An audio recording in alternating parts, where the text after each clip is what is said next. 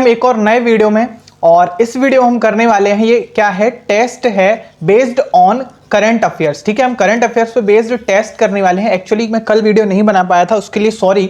कल कुछ personal reasons की वजह से मैं वीडियो नहीं बना पाया था, लेकिन आज ये वीडियो है, ये कल के न्यूज़पेपर पर बेस्ड है। हम देखेंगे किस तरीके से आपको इनको आंसर्स करना है। आज हमने थोड़ा और बेटर करने की कोशिश किया है, क्योंकि हमारे एक व्यूअर ने एक उसमें फीडबैक दिया था कि हम ऐसा करके और बेटर कर सकते हैं, इसलिए मैं थोड़ा सा उनको एक्सप्लेन भी करूंगा और बेटर तरीके से, सो दैट कि आपको एक बेटर अंडरस्टैंडिंग हो सके। तो वीडियो को करते हैं स्टार्ट। ठीक है, consider the following statements regarding the Brahmani river. अच्छा, आप लोग हमारे इस एफर्ट के लिए चैनल को सब्सक्राइब और वीडियो को लाइक जरूर से करें, क्योंकि हम लोग काफ़ी ज़्यादा मेहनत से इन क्वेश्चंस को बनाते हैं। ठीक है, ये यूपीएससी के एग्जैक्ट पैटर्न के ऊपर ही है। इसी तरीके से क्वेश्चंस यूपीएससी जो है पूछता आया है और अभी भी पूछ रहा है। ठीक है, तो पहला इसका ऑप्शन देखते हैं। इसमें बोल रहा है कि आपको ये बताना है ब्राह्मणी रिवर के बारे में कौन सा स्टेटमेंट सही है। तो स्टेटमेंट पढ़ते हैं, it is an east flowing river of the peninsular India, या फिर दूसरा है a major part of its basin lies in Andhra Pradesh. इसमें से आपको बताना है कि कौन सा स्टेटमेंट या फिर कौन से स्टेटमेंट सही है। ठीक है, अब देखो ब्राह्मणी रिवर, इसको आंसर करने से पहले हम कुछ ब्राह्मणी रिवर के बारे में जान लेते हैं, उसके बाद आप खुद ही इस क्वेश्चन का आंसर कर पाएंगे। ठीक है, और इसमें अगर हम देखें, पहला ही इसमें पॉइंट दिख रहा है, it is a major interstate east flowing river amongst the peninsular rivers in India. ठीक है, मतलब कि ये इसका पहला ऑप्शन जो था कि it is an east flowing river of peninsular India, ये बिल्कुल सही है। ठीक है, इसके बाद अगर हम देखें, the river is known as Dhamra in its lowest reaches. जब ये रिवर थोड़ा नीचे पहुंच जाती है, निचले इलाकों में, वहां पर इसको धमरा के नाम से भी जाना जाता है। ठीक है, दूसरा अगर हम देखें यहाँ पे, ओरिजिन इसका है, ओरिजिन है confluence of the Sankh and south Koel rivers. ठीक है, near the Rourkela in Orissa. ठीक है, near the Rourkela in Orissa. अच्छा, इससे यहाँ से वैसे हम आंसर इसको कर सकते हैं केवल यही दो स्टेटमेंट पढ़ने के बाद। ठीक है, लेकिन हम कुछ देख लेते हैं और important point, both the sources of the Brahmani river are on the Chota Nagpur plateau. ठीक है, ये दोनों ही सोर्सेस कहाँ पर है, छोटा नागपुर प्लेट्यू को। बस इतना याद अगर आप रख लें केवल इन चार स्टेटमेंट को भी, तो भी अच्छा है। अगर आप इसके नोट्स बनाना चाहें तो वो भी आप कर सकते हैं, काफ़ी वेल प्रिपेयर्ड है ये। अगर आप चाहें तो इसका लिंक है, मैं आपको डिस्क्रिप्शन बॉक्स में दे दूंगा, इस पीडीएफ का, इस क्वेश्चंस का, along with these small explanations, so that you can have a better understanding of what I am telling you. Okay, तो देखते हैं। अब देखो यहीं से हमको पता चल गया क्या, क्योंकि रोरकेला इन उड़ीसा, यानी कि सेकंड जो इसका ऑप्शन है वो गलत हो गया, मतलब पहला ऑप्शन वन ओनली इसका करेक्ट आंसर हो जाएगा।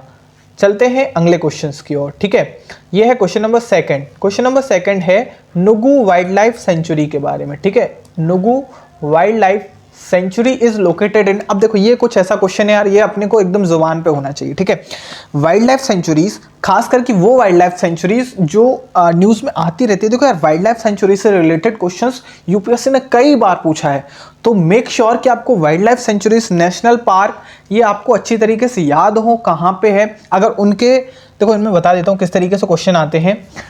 एक तो इनमें क्वेश्चन कभी कभी आता है कि इसमें आपसे पूछ लेंगे, अगर उसके अंदर कोई लेक है, अगर उस वाइल्ड लाइफ सेंचुरी या नेशनल पार्क के अंदर लेक या फिर कोई रिवर है इम्पोर्टेंट, है ना, या फिर और भी कोई इम्पोर्टेंट अगर उसमें है चीज़, तो उसके बारे में पूछ लेंगे। ठीक है, ये इस तरीके के questions over the years frame होते आए हैं, तो be prepare for this sort of questions. Okay, अब देखते हैं, देखो वेस्ट बंगाल, कर्नाटका, मध्य प्रदेश, असम।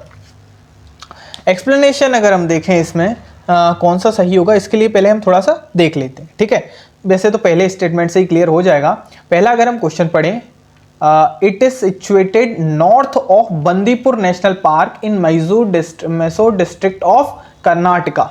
मैसूर आपको पता होगा, टीपू सुल्तान वाला है। हाँ, वही है, बिल्कुल वही है। तो मतलब इसका जो सही आंसर है वो आप देखते ही बता सकते हैं कि बी होगा, यानी कि कर्नाटका इसका सही आंसर होगा। लेकिन हम कुछ और इंपॉर्टेंट पॉइंट इसमें देख लेते हैं, जो कि मैंने आपके लिए, मुझे लगा कि इंपॉर्टेंट हो सकते हैं, इसलिए मैं लेके आया हूँ। ठीक है, it covers about 30 square kilometre and the northern part of the sanctuary is occupied by the Nugu reservoir. It is built across the Nugu river, a tributary of the Kaveri river. ठीक है, अब क्वेश्चन नंबर 3 के ऊपर आते हैं। क्वेश्चन नंबर 3 कह रहा है कि consider the following statements regarding the inter command ocean sailing race. ठीक है, 2023 inter command ocean sailing race, ये कल के न्यूज़पेपर में आई थिंक आई थी। ठीक है, इसीलिए मैंने उसको लिया है, कल के नहीं तो शायद परसों के न्यूज़पेपर आई होगी। मतलब मैं सारे करंट अफेयर बेस्ड क्वेश्चन से ही यहाँ पर कंडक्ट कराता हूँ। ठीक है, अब इसका जो पहला ऑप्शन है वो क्या है? पहला ऑप्शन कह रहा है it is being organised by the southern naval command of the Indian navy, या फिर it features boats leveraging the winds and sail without the use of engines. ठीक है, अब इसमें से बोल रहा है कि इनमें से कौन से स्टेटमेंट्स करेक्ट हैं। ठीक है, 1 ओनली, 2 ओनली, या फिर बोथ 1 and 2, या फिर नाइदर 1 and 2। इसके लिए हमको थोड़ा सा जानना पड़ेगा inter command ocean sailing race के बारे में। ठीक है, इसमें अगर हम देखें तो इसमें कई सारे पॉइंट्स हैं, लेकिन आंसर देने के लिए जो इंपॉर्टेंट पॉइंट्स हैं वो मैंने आपके लिए यहाँ पर हाईलाइट कर दिए हैं। ठीक है, जैसे कि the boats are expected to skilfully leverage the winds and proceed to Goa without the use of engines, मतलब without the use of engines वाला पॉइंट सही है। The race is being organised by southern naval command under the aegis of Indian naval sailing association based at naval headquarters New Delhi. ठीक है, यानी कि इसके according both the statements are correct, क्योंकि देखो ये वाला भी सही है पॉइंट। कौन सा वाला पॉइंट? फर्स्ट वाला पॉइंट भी सही है और सेकंड वाला पॉइंट भी सही है इसके अकॉर्डिंग, यानी कि both 1 and 2 are correct option. So इसका जो अप्रोप्रिएट आंसर हो जाएगा वो हो जाएगा सी। ठीक है, इसके बाद चलते हैं क्वेश्चन नंबर 4 के ऊपर। What is nova seen in the news recently? Nova क्या है? देखो, इसको ज़्यादा टाइम ना वेस्ट करते हुए बता देता हूँ। ये एक एक्सप्लोडिंग स्टार है, a type of exploding star. अब nova is any of a class of exploding stars whose luminosity temporarily increases from several thousand to hours much as 1 lakh times its normal level. इसकी ये खासियत है, इसलिए मैंने यहाँ पे लिख रखा है। ये इंपॉर्टेंट पॉइंट है, आ सकता है एग्जाम के अंदर नोवा के बारे में। ठीक है, a type of exploding star, इससे भी ज़्यादा जरूरी इसकी ये वाली चीज़ है कि इसकी जो लिमिनोसिटी है वो टेम्परेरीली इंक्रीज करती है from several thousand to hours much as 1 lakh times its normal level. तो ये इंपॉर्टेंट पॉइंट है, these points are to be kept in mind. Okay, अब आते हैं हम क्वेश्चन नंबर 5 के ऊपर। विथ रेफरेंस टू अ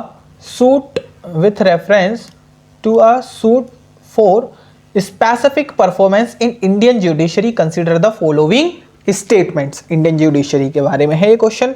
अच्छा, देखते हैं। It is based on principle of equity, ये बिल्कुल सही ऑप्शन है, इसके बारे में देखेंगे हम।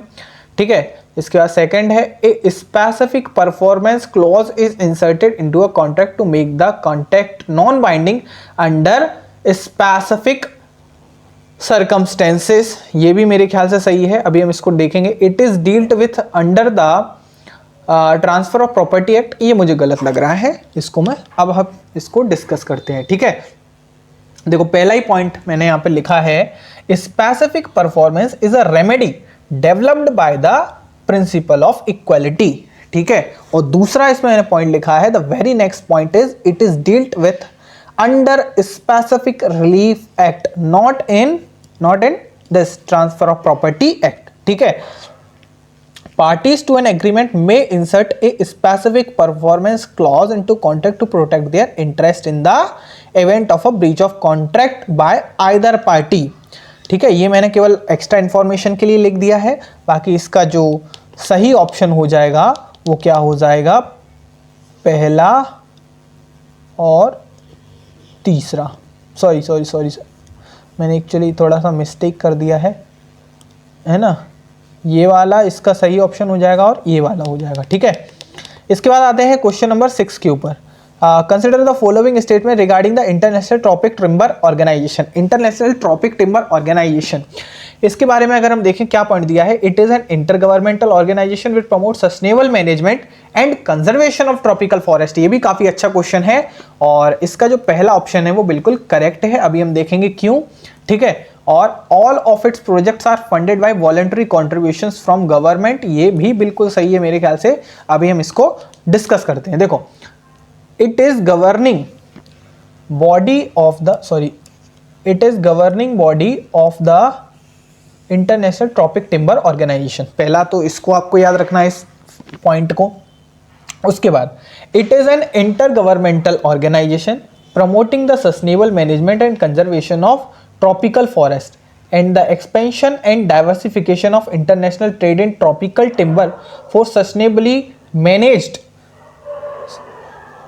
and legally harvested forest। मतलब पहला वाला जो पॉइंट था इसका कि it is an intergovernmental organisation, वो सही है। इसके बाद ये रहा एक और point, all projects are funded by voluntary contributions from governments, यानी कि इसका ये वाला पॉइंट भी सही है, दूसरा वाला पॉइंट भी। यानी कि और एक और चीज़ इसमें, एक और फैक्ट हम देख लेते हैं कि इसकी जो कंट्रीज़ हैं वो टोटल 75 मेंबर कंट्रीज़ हैं इसमें, जिसमें इंडिया भी एक मेंबर कंट्री है, इंक्लूडिंग इंडिया। ओके, अब अगर हम आए यहाँ पे, यानी कि पहला और दूसरा दोनों ही सही है, इसलिए बोथ 1 and 2 मतलब कि C will be the most appropriate answer to this question. Consider the following statements regarding new accelerator rapid innovation and startup expansion, यानी कि RISE। ये क्या है? It is a joint initiative of India and Australia to support circular economy startups. It mainly focuses on climate smart agriculture, clean energy and climate smart mobility। इसमें ही बताना है कि कौन से स्टेटमेंट इसमें सही है। देखो वैसे तो सभी हैं, लेकिन इसमें से जो मोस्ट इंपॉर्टेंट जो हैं उन्हीं पे बेस्ड क्वेश्चन है।